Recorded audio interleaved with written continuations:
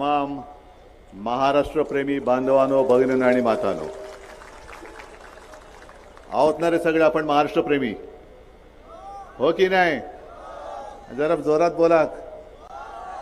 मला कल्पना आहे की जरा दुपारची वेळ झाले, जेवणा खाण्याचा काय पत्ता नाहीये आणि आपण म्हणजे काय मिंदे नाहीत. जेवणाची सोय केले, सगळी खाण्यापिण्याची सोय केले, लोक जमतात त्यांच्याकडे, जेवतात बिवतात मस्त आणि त्यांचं रेखणं सुरू झालं का निघून जातात. पण इथे माझ्याकडे तसा एकही माणूस नाहीये, सगळेजण आपणून आलेत. एकनाथराव तुम्ही बोलू दो तुम्हाला, सगळे आपणून आलेले आहेत. आणि ही जी काही कमाई आहे, ही कमाई मी माझी समजत नाही आणि नाहीच आहे. ही एवढी सगळी लोक केवळ आणि केवळ माझ्यासाठी येतात, ते उद्धव बाळासाहेब ठाकरे हे माझं नाव असल्यामुळे येत आहे. कारण मला जुन्या बाळासाहेबांच्या सभा आठवत आहेत. त्यावेळेला आपले रोहिदास इथले आमदार होते, त्यांच्या प्रचारासाठी शिवसेना प्रमुखांच्या सोबत मी त्याही सभा पाहिल्यात. जसं आत्ता तेजस बसलाय तसं त्यावेळेला मी खाली बसायचो आणि व्यासपीठावरही बसायचो आणि तो सगळा काळ माझ्या डोळ्यासमोरनं जातो. हा सगळा परिसर हा त्यांनी जिवंत केला. आणि आत्ता एकनाथराव तुम्ही जो उल्लेख केला केशवरावांचा, त्यांचं तर ऋणच आहे आपल्यावरती. एक लोकप्रतिनिधी कसा असावा, सत्ता असो वा नसो परवा नाही, पण मी स्वतः तेव्हा गॅलरीत बसून त्यांचं भाषण ऐकलेलं विधान भवनात. केशवराव उभे राहिले का टाचणी पडली तरी आवाज येईल एवढी शांतता असायची आणि एकच आवाज घुमायचा, तो केशवरावांचा होता. आता तशी परिस्थिती राहिली नाही. हा लोहा कंदार बाकीच्यांनी कसा नाचवून टाकलाय, नुसतं नावच नाही तर परिसराचा सुद्धा चिखल करून टाकलेला आहे. परिसराचा सुद्धा चिखल करून टाकलेला आहे. आणि या चिखलातून आता आपल्याला लोहा कंदारला बाहेर काढायचे. मी आल्यानंतर माझा कार्यकर्ता बघितला, त्याच्या हाताला काय झालं तुम्हाला माहिती आहे? काय झालं हाताला? गद्दारांनी बोट कापली. मनात आणलं तर गद्दार जागेवर नाही ठेवणार, आत्ता मुळासकट उपटून टाकीन त्याला, मुळासकट उखडून टाकीन गद्दाराला. पण एकदा काय ते सगळ्यांनी ठरवलं पाहिजे. एक तर राज्यामध्ये कायदा आणि सुव्यवस्था खरंच नांदत असेल तर ज्यांनी हल्ला केला त्यांच्यावरती कारवाई झाली पाहिजे, आणि नसेल तर पोलीस बाजूला ठेवा, आम्ही बघतो कोण आमच्या अंगावर चालून येतो. पण हा आतताईपणा अजून तरी आम्ही केलेला नाहीये. याचा अर्थ आम्ही काही शंड आहोत अशातला भाग नाहीये. आम्ही केवळ जनतेमध्ये कुठेतरी अस्थिरता निर्माण होऊ नये म्हणून गप्प बसलोय. पण यापुढे माझ्या शिवसैनिकाच्या केसाला हात लागला तर तो हात जागेवर राहणार नाही, हे पोलिसांनी सुद्धा लक्षात ठेवावं. कारण शिवसेना प्रमुखांची जी शिकवण आहे की स्वतःहून कोणावरती वार करायचा नाही, पण जर कोणी वार करायला आला तर तो हात जागेवर ठेवायचा नाही, त्याला शिवसैनिक म्हणतात. आणि ही शिवसेनेची शिकवण, शिवसेना प्रमुखांची शिकवण घेऊन आम्ही पुढे निघालेलो आहोत. जे हे मिंदे आणि गद्दार आहेत, माझ्यावरती जे आरोप करतात की बाळासाहेबांचे विचार यांनी सोडले, विचार नाही सोडलेले, विचार हाच आहे, अजूनही तोच आहे माझा विचार. निवडणूक लढायची असेल, अरे लढायचं असेल तर मर्दासारखं लढा, नामर्दासारखं लढू नका. एक तर सगळे ईडी, इन्कम टॅक्स, सीबीआय, त्याच्यामध्ये नंतर पोलीस, यांना बरोबर घेऊन, म्हणजे आपली महाविकास आघाडी आहे, सोबत इकडे काँग्रेसचे झेंडे आहेत, राष्ट्रवादीचे झेंडे आहेत, सगळे आपले मित्र पक्ष आहेत. हे मित्र पक्ष आहेत आणि त्यांची जी युती आहे त्या युतीमध्ये कोण आहे? ईडी, इन्कम टॅक्स, सीबीआय, सगळ्यांची युती झाली. कसले मर्द तुम्ही? आमच्या शिवसैनिकांना छळायचं, त्यांच्यावरती केसेस टाकायच्या, माझ्या पदाधिकाऱ्यांना तडीपार करायचं. अरे या 20 तारखेला अख्खा महाराष्ट्र तुम्हाला तिघांनाही तडीपार करून टाकणारे, महाराष्ट्रातून गेट आउट, चले जाओ. या तडीपाऱ्या नुसत्या माझ्या कार्यकर्त्यांवरती लावू नका. उद्याचं सरकार आहे आमचं असणार आहे, पोलीस यंत्रणा सुद्धा आमच्याकडेच असणार आहे. आणि जर मग ती यंत्रणा आम्ही तुमच्या मागे लावली तर सुरतेला सुद्धा तुम्हाला पलटा येणार नाही. एकदा जाऊन ढोकळा खाऊन आलेला आहात, यावेळेला पहिला सुरतेचा काय सगळेच रस्ते बंद करून टाकीन तुमचे मी. आम्ही दया दाखवली याचा अर्थ आम्ही काही नामर्द आहोत अशातला भाग नाही. निवडणूक एक तर लढायची, मी म्हटलं तसं मर्दासारखं मैदानात या, पण सगळी यंत्रणा वापरायची. आता सुद्धा मला एकनाथ पवारांनी चिठ्ठी दिली की एकनाथ पवार नावाचा आणखीन एक डमी माणूस निर्माण केलेला आहे. अहो यांचं सगळंच डमी आहे. शिवसेना सुद्धा चोरली. मला वाटत होतं की माझ्या पक्षाचं नाव चोरलं, माझ्या वडिलांचा फोटो चोरला, निशाणी चोरली, पण एकनाथ पवार नाव सुद्धा चोरलं. आणि या चोरांच्या हातामध्ये तुम्ही तुमचं आयुष्य देणार आहात, गद्दारांच्या हातात देणार आहात, भ्रष्टाचारांच्या हातात देणार आहात. आज इथले खासदार मला आता तेच सांगत होते की साहेब लातूरमध्ये शिवसैनिकांनी खूप मेहनत केली, नांदेडमध्ये सुद्धा केली. मला आज वसंतरावांची सुद्धा आठवण येते, कारण वसंतरावांची आणि माझी भेट तशी जास्त काळ अशी नव्हती झाली. मी इथे आलो होतो हिंगोलीमध्ये, तेव्हा वसंतरावांनी मला विचारलं सभा मिळेल का. म्हटलं सभा देणं कठीण आहे, आपण पाहिजे तर प्रेस कॉन्फरन्स घेऊ. मला म्हणाले काय हरकत नाही. आले, प्रेस कॉन्फरन्स घेतली. मी म्हटलं काय वसंतराव कसं, ते नाही साहेब 100% सीट येणार. आणि खरंच सीट आली. दुर्दैव आपलं असं की आपल्यातनं ते गेले, पण त्यांचा आता वारसदार आपल्याला निवडून द्यायचा आहे, नक्कीच द्यायचा आहे. पलीकडच्या मतदारसंघात असलो तरी मी सांगतोय, कारण यालाच तर आघाडी म्हणतात, आघाडीचा धर्म म्हणतात तो हाच आहे. जसं आम्ही लातूरमध्ये काँग्रेसचं काम केलं, नांदेडमध्ये केलं, तसं आता काँग्रेस आणि राष्ट्रवादीने सुद्धा जिथे जिथे मशाल आहे तिथे माझे मशालीचे उमेदवार तुम्ही निवडून द्या, आम्ही तुमचे आणून देतो. कारण तुझं माझं जर का खेचाखिची करत बसलो तर पुन्हा हे नतद्रष्टा आपल्या डोक्यावरती बसतील. आणि मग हे पुन्हा एकदा बसले का महाराष्ट्रात संपूर्णपणे वाट लागणार. जी परिस्थिती आज एकनाथराव तुम्ही सांगितले की लोहा कंदारमध्ये अजूनही रस्ते नाहीत, पाणी नाही. पाणी नाहीच आहे, पण नुसतं चिखलीकर आहे, नुसतं चिखल होतोय, बिन पाण्याचा चिखल. अरे पाणी दे ना पहिल्यांदी, नाही तर तुझ्या आता आयुष्याचा चिखल करतो आम्ही, तुझ्या आयुष्याचा करतो. एकदा तर पाडलाच आहे, म्हणजे ही आता पडझड सुरू झाली त्यांची. आता जिथे उभे राहतील तिकडे त्यांना पाडा. लोकसभेला उभे राहिले पाडलेत, विधानसभेला राहिलेत पाडा, ग्रामपंचायतीला उभे राहिले पाडा, सोसायटीच्या उमेदवारी. आता कारण काय, एकदा ती खास सुटली ना खुर्चीची, की खुर्ची नसली की खास सुटते. कुठली तरी खुर्ची पाहिजे, हे बस झालं. आता आज ज्या विश्वासाने आजपर्यंत तुम्हाला या माता भगिनींनी आणि सगळ्यांनी नेतृत्व दिलं, शिवसेनेकडे सुद्धा आले होते. मला म्हणाले साहेब बघा मी जिथे जातो तिकडे निष्ठेने राहतो.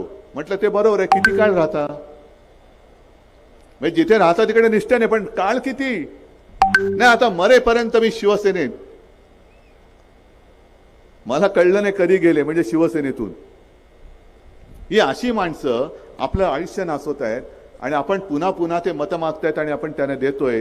हे आता तुम्ही तरी थांबवलं पाहिजे. झालं आता जेमतेम काही दिवस राहिलेले आहेत. आता मोदी आणि अमित शहा पण यायला लागलेले आहेत.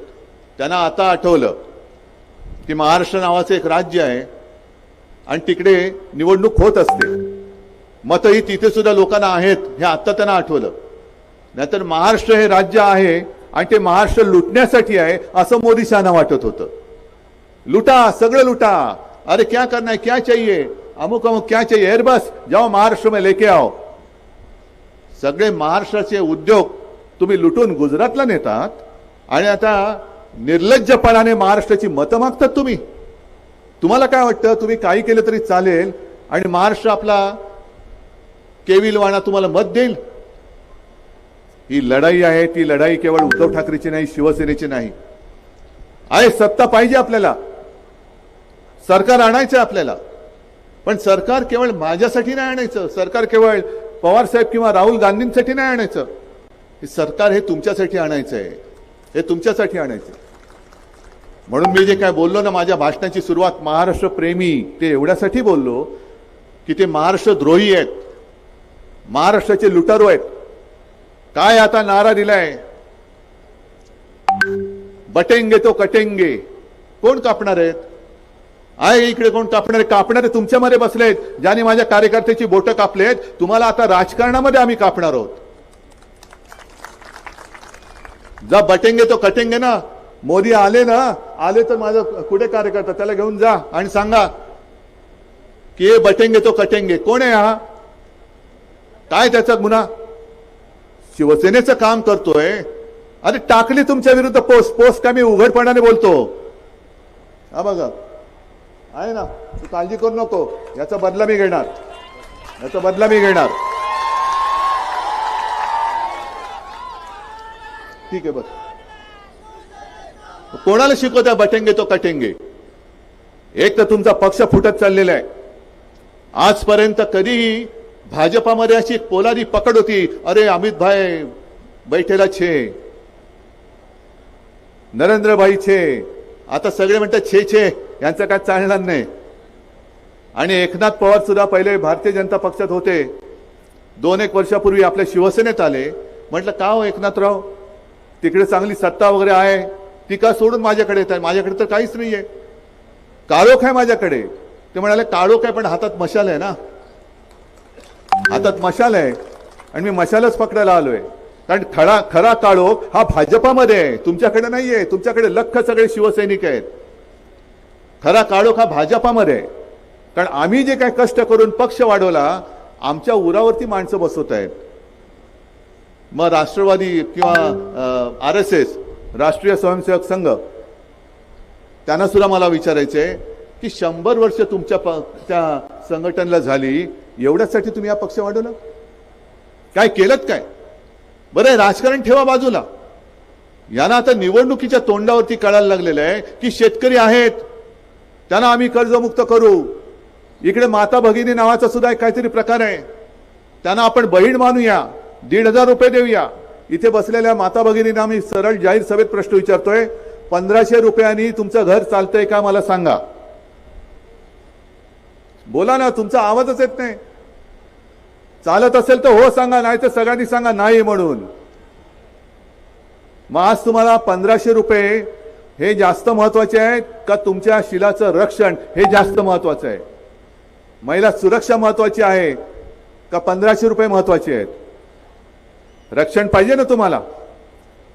आपण तर आपलं सरकार आल्यानंतर महिलांना 1500 नव्हे 3000 रुपये देणार आहोत. महाराष्ट्रामध्ये जशी पोलीस स्टेशन आहेत जिकडे महिला पुरुष शिपाई पण आहेत, अधिकारी पण आहेत, पण अनेकदा असं होतं का महिला गेल्यानंतर तक्रार नेमकी करायची कोणाकडे आणि ती तक्रार घेतली जात नाही वेळेमध्ये. म्हणून आपण असं ठरवलं की महिला पोलिसांची सुद्धा भरती करणार आहोत आणि महिलांसाठी महिला पोलीस अधिकारी आणि महिला कर्मचारी असलेले स्वतंत्र पोलीस स्टेशन सुद्धा उभारणार आहोत. हे काहीतरी असं बोला ना. शेतकऱ्यांना आम्ही कर्जमुक्त करू. अरे मी करून दाखवलं होतं ना कर्जमुक्त, मिळाली होती की नाही कर्जमुक्ती? आणि जर काही यांनी सरकार पाडलं नसतं तर आतापर्यंत मी तुम्हाला दुसऱ्यांदा कर्जमुक्त करून दाखवलं असतं. तेवढी धमक आहे माझ्यामध्ये. कारण यांनी जे सगळे कॉन्ट्रॅक्टरचे खिसे भरण्याचं काम सुरू केले, काय इकडनं तिकडे शक्तीपीठ, शक्ती मार्ग, तिकडनं तिकडे हा मार्ग, मार्गच मार्ग, कॉन्ट्रॅक्टरची दिवाळी आणि जनतेचं दिवाळं. सगळी जी काय कॉन्ट्रॅक्ट काढतायत म्हणे हे विकासाला अडवतायत. विकास विकास विकास म्हणजे काय? बांधला तुमच्या गावामध्ये उड्डाण पूल, झाला विकास? ठीक आहे झाला. आणि त्याच्या पुलाखाली जर तिथल्या गावातला भूमिपुत्र, माझा मग तो युवक असेल किंवा युवती असेल, ती भीक मागायला बसली तर तुमचा विकास काय चाटायचा आहे? उड्डाण पूल काय करायचं आहे? अरे त्याला रोजगार द्या, त्याला नोकरी द्या. मुलगी शिकली, प्रगती झाली आणि 1500 देऊन घरी बसवली, हा विकास? म्हणजे आपण ठरवलेलं आहे मुलगी असेल किंवा मुलगा असेल, यांना शिक्षणामध्ये भेदभाव करता येणार नाही. तुम्ही घराघरामध्ये जो भेद करतात, जसं तुम्ही मुलींना मोफत शिक्षण देतात तसं मी माझ्या महाराष्ट्रात जन्मलेल्या प्रत्येक मुलाला मोफत शिक्षण देईन. शिकवा ना मुलांना, रोजगार आणा. सगळं जे काय तुम्ही गुजरातला नेतात, अरे मी मुख्यमंत्री असताना का जात नव्हतं रे गुजरातमध्ये? एक तरी उद्योग गेला होता गुजरातमध्ये? कारण हिंमत नव्हती यांची. अगदी भाजपची काय मोदी शहांची सुद्धा महाराष्ट्राकडे वाकड्या नजरेने बघण्याची हिंमत नव्हती. हे मी अभिमानाने आज सांगतो तुम्हाला. मग करायचं काय, होणार कसं? महाराष्ट्र पुढे चाललाय, औद्योगिक क्षेत्रात महाराष्ट्र पुढे चाललाय. कोरोनाच्या काळामध्ये सुद्धा महाविकास आघाडी सरकारने 6.5 लाख कोटींचे सामंजस्य करार करून महाराष्ट्रात उद्योग आणत होतो. एक टाटा एअरबस आपण आणत होतो विदर्भात, बल्क ड्रग पार्क आणत होतो, त्याच्यानंतर मेडिकल डिव्हाइस पार्क आणत होतो. सगळीकडे विदर्भात काही आणत होतो, मराठवाड्यात काही आणत होतो, संभाजीनगरला काही आणत होतो, रायगडमध्ये काही आणत होतो. सगळीकडचे उद्योग यांनी थांबवले आणि पळवले गुजरातकडे. आणि आरोप माझ्यावरती करता तुम्ही, विकास यांनी थांबवला, विकास थांबवला. तुम्ही माझ्या तरुणांची रोजीरोटी थांबवलेली आहे. आणि आता येतात हे यांच्याकडे दुसरे मुद्दे नाहीच आहेत. काल अमित शहा आले आणि अमित शहा बोलून गेले, परत तेच. अमित शहाजी, तुम्हाला उत्तर मी दिलंय. लोकसभा निवडणुकीच्या प्रचारात जे बोलत होते की उद्धव ठाकरेंना, आदित्य ठाकरेंना मुख्यमंत्री करायचंय आणि शरद पवारांना, सुप्रियाला मुख्यमंत्री करायचंय.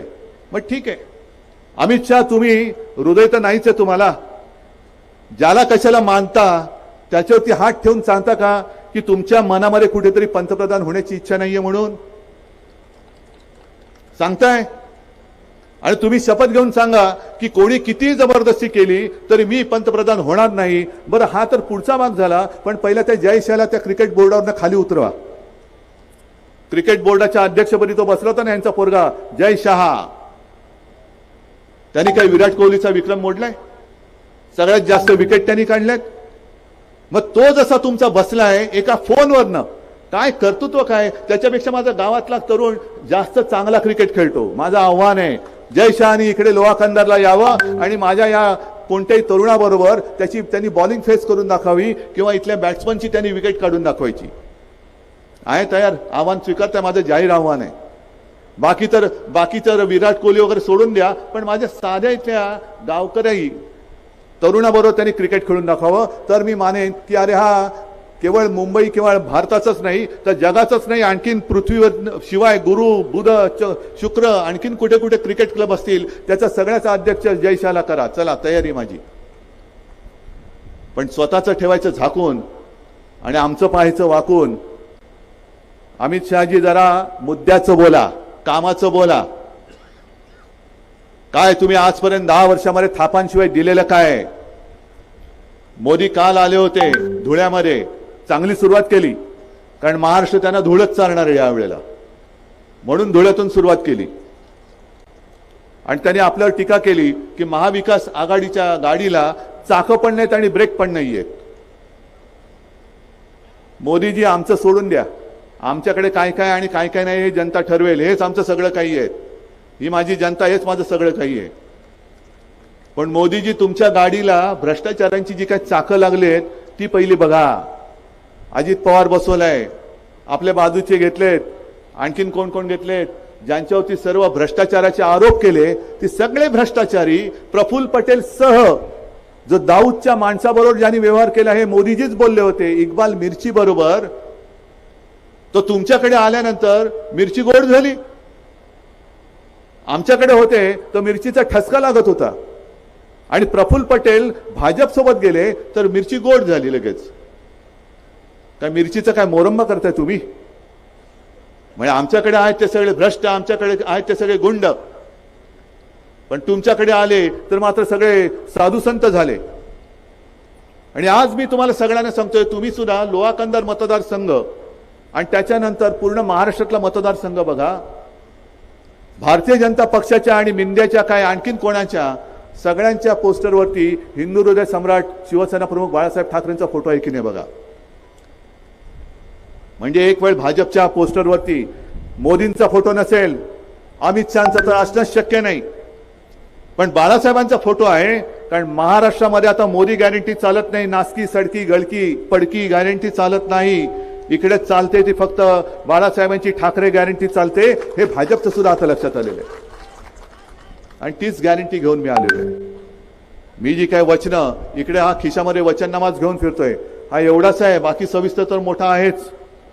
पण याच्यामध्ये ही सगळी वचने आहेत. हे उघडल्यानंतर तुम्हाला कळेल महिलांना काय देणार आहोत हे मोजक्या शब्दात आहे, पण पाठीकडे तो QR कोड आहे, तो स्कॅन केल्यानंतर सविस्तर वचननामा येतो. महागाई जी वाढते त्या महागाईवरती इलाज म्हणून शेतकऱ्याचं माझं 1 रुपयाचं सुद्धा नुकसान होऊ न देता 5 जीवनावश्यक वस्तूंचे भाव आपण पुढील 5 वर्ष आपण स्थिर ठेवून दाखवणार म्हणजे दाखवणार.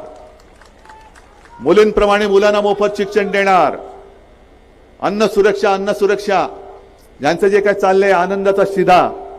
किती जणांना आनंदाचा शिधा मिळालाय?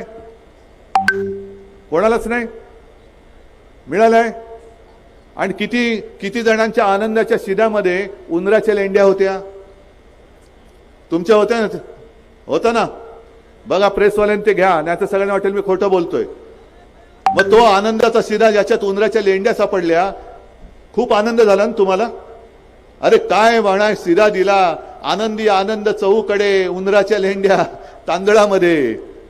हे असे सडके खुसके विचार असलेली माणसं हे आपल्याला सत्ताधारी म्हणून आता परवडणार नाहीये. म्हणून या सगळ्या गोष्टी जर महाराष्ट्राला मंजूर असतील तर आणि तरच महाविकास आघाडीचं सरकार तुम्हाला आणायचंय. मंजूर आहे? शेतकऱ्यांना पुन्हा एकदा कर्जमुक्ती हवी की नकोय? हमी भाव तुम्हाला हवाय की नकोय? महिलांना सुरक्षा आणि 3000 रुपये हवेत की नकोय? तुमच्या मुलांना मुलींप्रमाणे फुकट शिक्षण हवंय की नको? त्याच्यानंतर रोजगार हवाय की नको? मग आणखीन काय? जे गाडगे बाबांनी सांगितलं ते हेच तर सांगितलं. जो भुकेला असेल त्याला अन्न, तहानला असेल त्याला पाणी, ज्याच्याकडे वस्त्र नाही त्याला कपडे, ज्याच्याकडे घर नाही त्याला घर, ज्याच्याकडे रोजगार नाही त्याला रोजगार. हीच तर दशसूत्री जी आहे, तीच तर आपल्या आयुष्याची एक महत्वाची मी तर म्हणेन महत्वाचा मंत्र आहे. आणि तो पूर्ण करण्यासाठी मला तुमच्या सगळ्यांची साथ पाहिजे, तुमच्या सगळ्यांचा आशीर्वाद पाहिजे. मी आज तुमच्या न्यायालयामध्ये न्याय मागण्यासाठी आलेलो आहे. न्यायमूर्ती आपले रिटायर झाले. लोकशाही मेली तरी चालेल, पण मी निवृत्त झालो, सुटलो बाबा एकदाचा. अरे कसले तुम्ही तिकडे बसला होतात? साधा आपल्या देशातली लोकशाही तुमच्याकडे वाट बघत होती. माझा जीव वाचवा टाहो फोडत होती. त्या लोकशाहीला तुम्ही वाचवण्याचं धाडस करू शकला नाहीत.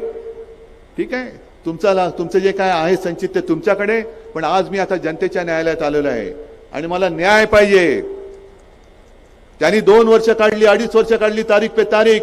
हे जे न्यायालय हे तारीख पे तारीख देत नाही, एका फटक्यामध्ये सोक्षमोक्ष करतं.